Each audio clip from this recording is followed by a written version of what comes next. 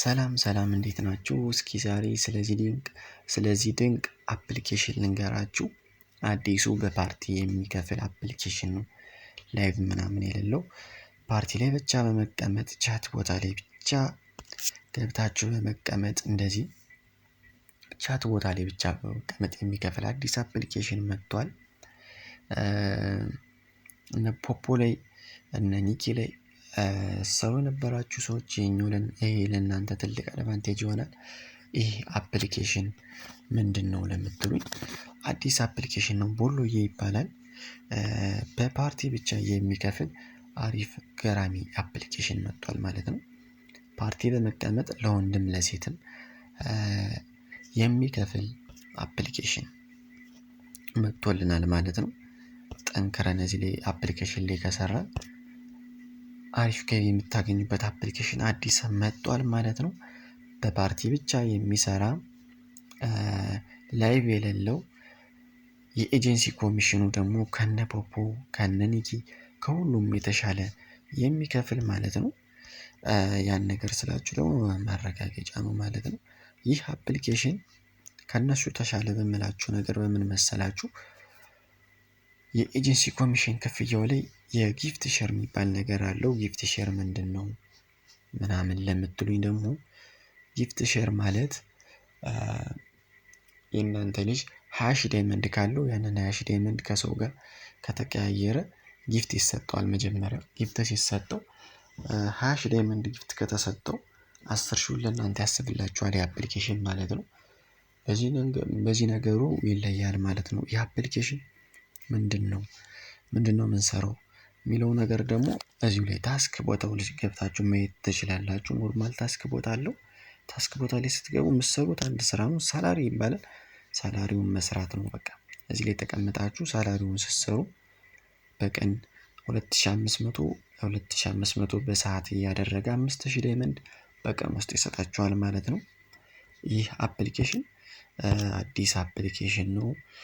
አሁን ላይ ገና እየታወቀ ያለ አፕሊኬሽን በደንብ ብትሰሩበት ጥሩ ልታገኙበት የምትችሉ አፕሊኬሽን ነው። ዲሌቭል ላይ ሆናችሁ የኤጀንሲ ኮሚሽን 4% የጊፍት ሼር ደግሞ ከልጆቻችሁ ግማሽ እየተቀበላችሁ የምትሰሩበት አፕሊኬሽን ነው ማለት ነው። ኖርማል አንድ ልጅ 20 ሺህ ኤክስቼንጅ ስታደራርጉ 8000 ዳይመንድ እየበላችሁበት የምትሰሩበት አፕሊኬሽን ነው። አሁን ላይ ብዙም ኢትዮጵያውያን እየሰሩት አይደለም።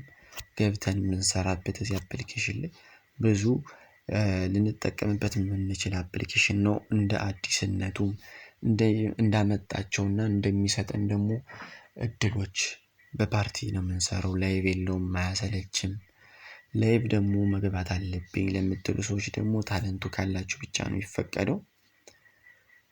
አሁን ላይ ራሱ ያሉ ሰዎች የተወሰኑ ሰዎች ናቸውና 4 ሰዎች ላይቭ ገብታችሁ ታለንቶች ካሏችሁ ታለንታችሁን ማሳየት ትችላላችሁ። ይሄ አፕሊኬሽን እንደገባችሁ ላይቭ መግባት ምናምን የለውም። ለምንድነው ያ ነገር ያልሆነው? ላይቭ የምትገቡት ተመርጣችሁ ነው ማለት ነው። እና እንደዚህ አይነት አፕሊኬሽን በፓርቲ ብቻ የምትሰሩበት በደንብ አሁን ላይ ደግሞ ከኛ በፊት ገብተው የሰሩ ኤጀንሲዎች ጥሩ ገቢ እያገኙበት ያለበት አፕሊኬሽን አለ። ይህም አፕሊኬሽን ቦሎዬ ይባላል። ይህንን አፕሊኬሽን ጠንክረን ብንሰራበት ይህንን ቪዲዮ የምታዩ ሰዎች አምናችሁኝ ይህንን አፕሊኬሽን ጀመራችሁ ጥሩ ነገር ታገኙበታላችሁ ብዬ አስባለሁ። ከሌሎች አሁን ላይ ካሉት አፕሊኬሽኖች በአቬሬጅ ይሄኛውን አፕሊኬሽን እኔ መርጬ መከራከር እችላለሁ። በደንብ የሚከፍል አፕሊኬሽን ነው። በደንብ ደግሞ ሰዎችን ሳይለፉ ገንዘብ የሚከፍል አፕሊኬሽን ነው። ሳይለፉ ስላችሁ ስራ አለ።